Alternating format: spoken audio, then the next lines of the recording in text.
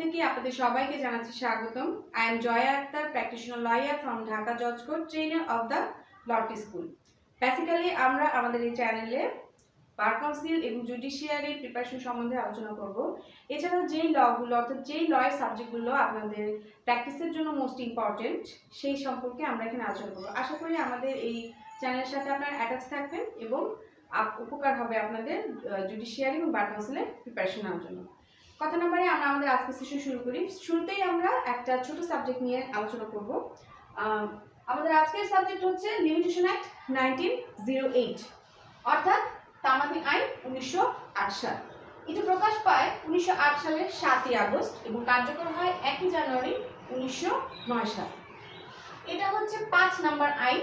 এখানে তফসিল হচ্ছে 3টা এবং ধারা হচ্ছে 29টা, অনুচ্ছেদ হচ্ছে 183টা আর অধ্যায় হচ্ছে 5টা।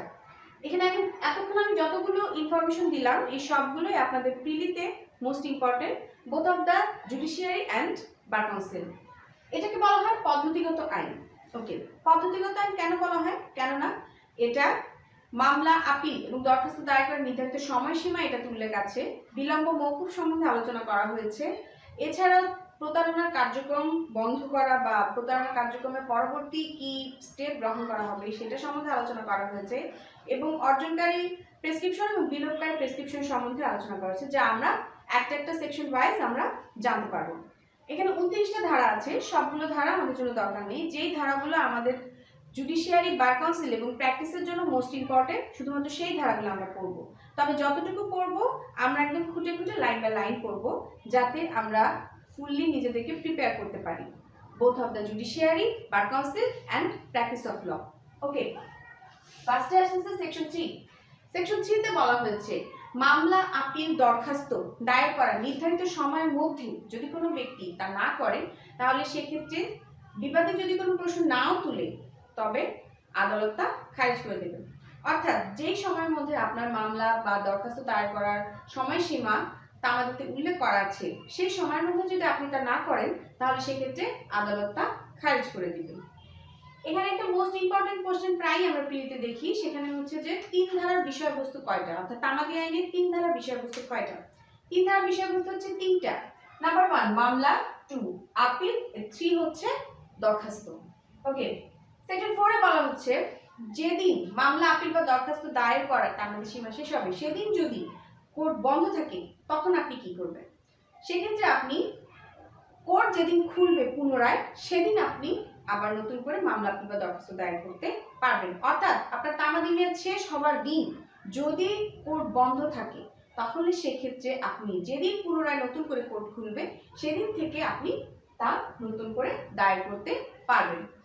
এরপর মোস্ট ইম্পর্টেন্ট একটা সেকশন হচ্ছে সেকশন 5, যেটাকে বলা হয় কন্ডোনেশন অফ ডিলে। এটা most important both of our judiciary and bar council. Okay, condonation of delay মানে কি? এটা হচ্ছে বিলম্ব মওকুফ। এখন বিলম্ব মওকুফ জিনিসটা কি? 3 ধারায় আমরা একটু আগে জেনে আসলাম যে যদি নির্ধারিত সময়ের মধ্যে আপনি মামলা বা আপিল না করে থাকেন বা দরখাস্ত না করেন তাহলে সেক্ষেত্রে কোর্ট তা খারিজ করে দিবে। কিন্তু 5 ধারায় দরখাস্তকারীকে কিছুটা সুবিধা দেওয়া হয়েছে, কিন্তু এই সুবিধাটা কোর্ট স্বেচ্ছাধীন ক্ষমতা এটা কোর্টের, এটা কেউ অধিকার বলে চাইতে পারে না যে এটা আমি পাবো। ঠিক আছে? আচ্ছা, সেটা কিভাবে? সেটা হচ্ছে এখানে বলা হয়েছে যদি কোনো ব্যক্তি নির্দিষ্ট সময়ের মধ্যে দরখাস্ত দাখিল করতে না পারে বা মামলা বাতিল করতে না পারে তাহলে সে উপযুক্ত কারণ দর্শানোর মাধ্যমে কোর্টে আবেদন করতে পারে বিলম্ব মওকুফে। যদি কোর্ট তাতে সন্তুষ্ট হয় শুধুমাত্র তখনই আপনার বিলম্ব মওকুফের আবেদনটা মঞ্জুর হতে পারে। ওকে, এখন সেগুলো কি কি? সেক্ষেত্রে বলা হচ্ছে যে যদি কোনো ব্যক্তি যথেষ্ট কারণ বলতে অসুস্থতা, বন্দি দশা, আইনজীবীর ভুল, করণিক ভুল এইগুলো দাঁড় করাতে পারে এবং তাতে যদি কোর্ট সন্তুষ্ট হয় তাহলে আপনার বিলম্ব মওকুফের আবেদন মঞ্জুর করতে পারে। অর্থাৎ আপনি যদি গুরুতর অসুস্থ ছিলেন এই গ্রাউন্ড দেখিয়ে কোর্টে আবেদন করেন যে এই কারণে আমি নির্ধারিত সময়ের মধ্যে দরখাস্ত দাখিল করতে না পারিনি এবং কোর্ট যদি তাতে সন্তুষ্ট হয় শুধুমাত্র তখনই আপনার দরখাস্তটা মঞ্জুর করতে পারে। এছাড়াও যদি কোনো ব্যক্তি যৌক্তিক কারণে দেশের বাহিরে ছিল বা গৃহবন্দী ছিল এরকম উপস্থাপনায় যদি আদালতের কাছে কারণ দর্শানোর মাধ্যমে যদি বিলম্ব মওকুফের আবেদন করে তাহলে সেক্ষেত্রেও আদালত তা মঞ্জুর করতে পারে। এরপরে হচ্ছে আপনার যদি আপনি সমস্ত আদালত যে কোর্টগুলো যে মানে রুলস দিয়েছে সেই রুলস সম্পূর্ণ ফলো করে যদি আপনি নির্ধারিত সময়ের মধ্যে দরখাস্ত দাখিল করেছেন, কিন্তু আইনজীবীর কোনো ভুলের কারণে আপনার সেটা নির্দিষ্ট সময়ের মধ্যে, অর্থাৎ কোর্ট যে নির্দিষ্ট সময়টা উল্লেখ করে দিয়েছে ওই সময়ের মধ্যে আপনি তা দাখিল করতে পারেন নাই, তখন সেই ক্ষেত্রেও আদালত আপনার বিলম্ব মওকুফের আবেদন মঞ্জুর করতে পারে যদি কোর্ট তাতে সন্তুষ্ট হয়, যদি কোর্ট মনে করেন তাহলে সেক্ষেত্রে। অর্থাৎ এই উপরের সবগুলোর কথার মাধ্যমে বুঝতে পারলাম যে মানে যদি কোর্ট সন্তুষ্ট হয় শুধুমাত্র তখনই আপনার বিলম্ব মওকুফের আবেদন মঞ্জুর করতে পারবে। অর্থাৎ আপনাকে সরল বিশ্বাসে কোর্টের কাছে ব্যাখ্যা করতে হবে। এই সম্বন্ধে একটা মামলা হচ্ছে আপনার বাংলাদেশ বনাম সোলাইমান বিওয়া, অর্থাৎ বাংলাদেশ বনাম আব্দুল ওহাব গং মামলা, এছাড়া বাংলাদেশ বনাম সোলাইমান বিওয়া। ওকে, এখানে বলা হয়েছে যে যদি কোর্টের কাছে মনে হয় যে দরখাস্তকারী নির্দিষ্ট সময়ের মধ্যে দরখাস্ত দাখিল করে নাই এবং এর পিছনে তার কোনো যথেষ্ট কারণ নাই, অর্থাৎ সে নির্দিষ্ট কারণ দেখাইতে ব্যর্থ হয়েছে, তখন সেক্ষেত্রে আদালত আর বিলম্ব মওকুফের আবেদন মঞ্জুর করবে না। আবার আরেকটা মামলা ছিল আপনার আকুব আলী বনাম ফুলচাঁদ মামলা। এই মামলায় বলা হয়েছে দরখাস্তকারী নির্দিষ্ট সময়ের মধ্যে দরখাস্ত দাখিল করতে পারেন নাই কারণ সে গুরুতর অসুস্থ ছিল, অর্থাৎ জন্ডিসে আক্রান্ত ছিল। যদিও সে কোর্টকে তার মেডিকেল সার্টিফিকেট শো করতে পারে নাই, কিন্তু তবুও সে যে সরল বিশ্বাসে ব্যাখ্যা করেছিল কোর্ট তাতে সন্তুষ্ট হয়ে, অর্থাৎ হাইকোর্ট ডিভিশন সন্তুষ্ট হয়ে 350 দিনের বিলম্ব মওকুফের আবেদন মঞ্জুর করে।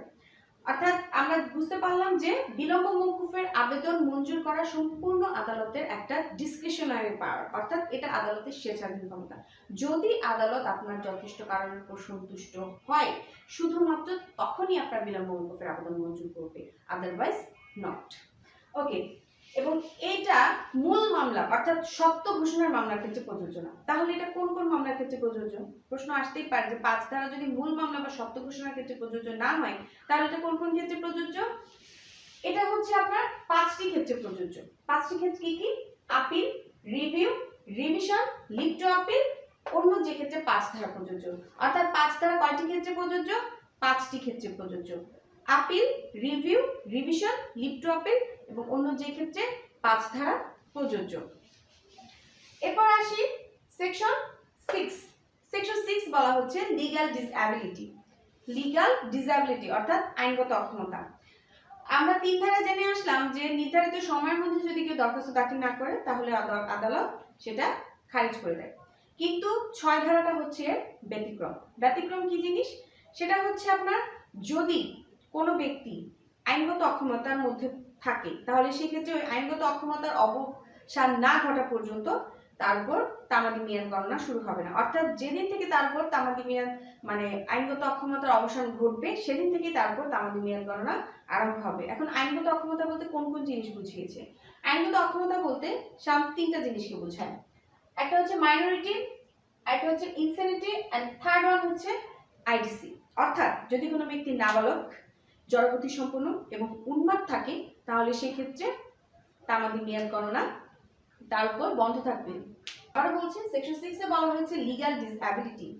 সেকশন 6 এ লিগ্যাল ডিসএবিলিটি বলা হয়েছে অর্থাৎ আইনগত অক্ষমতা। যদি কোনো ব্যক্তি নাবালক, জড়বুদ্ধি সম্পন্ন এবং উন্মাদ থাকে তাহলে তাদের যে কোনো একটির অবসানের পর, অর্থাৎ এই 3টার মধ্যে অবসানের পর তার উপর তামাদি মেয়াদ গণনা শুরু হবে এবং সেক্ষেত্রে তার সময় থাকবে যেদিন থেকে তার অপারগতার অবসান ঘটবে সেদিন থেকে 3 বছর পর্যন্ত। ওকে, এই 6 ধারা কোন কোন ক্ষেত্রে প্রযোজ্য? এই 6 ধারা হচ্ছে মামলা এবং আবেদন করার ক্ষেত্রে প্রযোজ্য, এছাড়া আবেদনপত্র থেকে ডিক্রি জারি করার ক্ষেত্রেও 6 ধারা প্রযোজ্য। এখন যদি কোনো ব্যক্তি নাবালকের অবসানের পর আবার আইডিসি এবং ইনসেনিটির মধ্যে পড়ে তখন সেক্ষেত্রে সে কি করবে? অর্থাৎ আপনি 18 বছর পূর্ণ হয়ে গেল, আপনার 18 বছর পূর্ণ হওয়ার পর আপনার জড়বুদ্ধি সম্পন্ন অথবা উন্মাদ এই যে কোনো দুইটার একটার মধ্যে আপনি পতিত হয়ে গেলেন অথবা দুইটার মধ্যেই আপনি আবার পতিত হলেন, তখন সেই ক্ষেত্রে কি হবে? সেই ক্ষেত্রে আপনার এই সমস্ত সবগুলোর অপারগতার অবসানের পর থেকে আপনার তামাদি মেয়াদ গণনা শুরু হবে। অর্থাৎ যদি কোনো ব্যক্তি নাবালক থাকার পর তার আবার নাবালকের অবসানের পর সে যদি জড়বুদ্ধি সম্পন্ন বা উন্মাদ হয় তাহলে এই 3টার অবসানের পর থেকে তারপর তামাদি মেয়াদ গণনা শুরু হবে। আচ্ছা, এখন মনে করেন যদি কোনো ব্যক্তি মৃত্যু পর্যন্ত অপারগ থাকে তখন কি হবে? ওকে, সেক্ষেত্রেও একটা প্রতিকার আছে। সেটা হচ্ছে যদি কোনো ব্যক্তি মৃত্যু পর্যন্ত অপারগ থাকে, অর্থাৎ ধরেন আপনি নাবালকের অবসানের পরে আপনি গর্ভবতী সম্পূর্ণ হইলেন, গর্ভবতী সম্পূর্ণের অবসানের পরে আপনি আবার উন্মাদ হয়ে গেলেন এবং সেটা আপনার মৃত্যু পর্যন্ত চলে গেল, তাহলে সেক্ষেত্রে কি তামাদি মেয়াদ গণনা শুরুই হবে না? হবে। সেক্ষেত্রে ওই ব্যক্তির মৃত্যুর পর তার যে বৈধ প্রতিনিধি থাকবে সেই বৈধ প্রতিনিধি তামাদি মেয়াদ গণনা শুরু করবেন। অর্থাৎ বৈধ প্রতিনিধি যেদিন থেকে তার মৃত্যুর পর, যেদিন থেকে তার বৈধ প্রতিনিধি মামলা করার জন্য হবে, সেদিন থেকে তার উপর তামাদি মেয়াদ গণনা শুরু হবে। এখন যদি বৈধ প্রতিনিধিও অপারগতার শিকার হয়, তাহলে সেক্ষেত্রে ওই বৈধ প্রতিনিধি যেদিন থেকে অপারগতার অবসান ঘটবে সেই দিন থেকে তারপর তামাদি মেয়াদ গণনা শুরু হবে। ওকে, এরপর বলা হচ্ছে সেকশন 7। সেকশন 7 এ বলা হয়েছে কতিপয় বাদী বিবাদী যদি থাকে, অর্থাৎ কতিপয় বাদী বিবাদীর মধ্যে, অর্থাৎ এক বা একাধিক বাদী বিবাদী তাদের মধ্যে যে কোনো একজন যদি অপারগ থাকে, তাহলে সেক্ষেত্রে সবার উপর তামাদি মেয়াদ গণনা স্টপ থাকবে। কিন্তু যদি তার এই এক বা একাধিক মানে সবার মধ্যে থেকে যে কোনো একজনও যদি ডিগ্রির অর্থ পরিশোধ করতে মানে সম্মত হয় এবং সবার সম্মতি নিয়ে বা অ্যাবিলিটি থাকে, তাহলে সেক্ষেত্রে সবার উপর তামাদি মেয়াদ গণনা শুরু হবে। এখানে দুইটা কথা বলা হয়েছে। একটা হচ্ছে যদি কোনো ব্যক্তি মানে এক বা একাধিক বাদী বিবাদীর মধ্যে যে কোনো একজনও যদি আপনার আইনগত অক্ষমতার শিকার হয়, তাহলে সেক্ষেত্রে সবার উপর তামাদি মেয়াদ গণনা বন্ধ থাকবে। এবং কিন্তু আবার কথা বলা হয়েছে যদি বাদী বিবাদের মধ্যে যে কোনো একজনও ডিগ্রির অর্থ পরিশোধ করতে রাজি থাকে এবং সবার সম্মতিক্রমে, তাহলে সেক্ষেত্রে সবার উপর তামাদি মেয়াদ গণনা শুরু হবে। সেকশন 8 এ বলা হচ্ছে দণ্ড কার্যকর করার ক্ষেত্রে তামাদি আইন প্রযোজ্য। অর্থাৎ যে ক্ষেত্রে দণ্ড কার্যকর করা হবে, অর্থাৎ কোনো একটা অপরাধের রায়ে দণ্ড প্রদান করা হবে, সেই ক্ষেত্রে তামাদি মেয়াদ প্রযোজ্য না, অর্থাৎ তামাদি আইনটা সেক্ষেত্রে প্রযোজ্য না। তাহলে আমরা কি জানলাম? 8 ধারায় বলা হয়েছে দণ্ড কার্যকর করার ক্ষেত্রে তামাদি আইন প্রযোজ্য নয়। সেকশন 9 এ বলা হচ্ছে তামাদি গণনা একবার শুরু হয়ে গেলে তার পরবর্তীতে কোনো আইনগত অক্ষমতা দ্বারা বা আইনগত কার্যক্রমের কারণে বন্ধ হবে না। অর্থাৎ আপনার উপর একবার তামাদি মেয়াদ গণনা শুরু হয়ে গেছে, এখন যদি আপনি এই তিনটার মধ্যে যে কোনো একটা অপারগতার শিকার হন, তাহলে সেক্ষেত্রে আপনার উপর আর তামাদি মেয়াদ গণনা বন্ধ হবে না। অর্থাৎ তামাদি মেয়াদ গণনা একবার শুরু হয়ে গেলে তারপর তামাদি মেয়াদ গণনা আরম্ভ হবে না। এই ছিল আমাদের আজকের সেশন। আশা করি আপনাদের ভালো লেগেছে। আমি খুব শর্টলি খুব সুন্দরভাবে যেই সাবজেক্টগুলো যেই সেকশনগুলো আপনাদের দরকার সেই সেকশনগুলোই আলোচনা করার চেষ্টা করেছি। যদিও আরও কিছু সেকশন আছে যেটা আমরা নেক্সট সেশনে আলোচনা করব। আশা করি সে পর্যন্ত আপনারা ভালো থাকবেন, সুস্থ থাকবেন। আর যদি কোনো প্রশ্ন থাকে কারো, তাহলে কমেন্ট সেশন আপনাদের জন্য খোলা আছে। কমেন্ট সেশনে আপনারা কোশ্চেন করবেন, আমি অ্যান্সার দিয়ে দিব। সে পর্যন্ত ভালো থাকবেন, সুস্থ থাকবেন। আসসালামু আলাইকুম।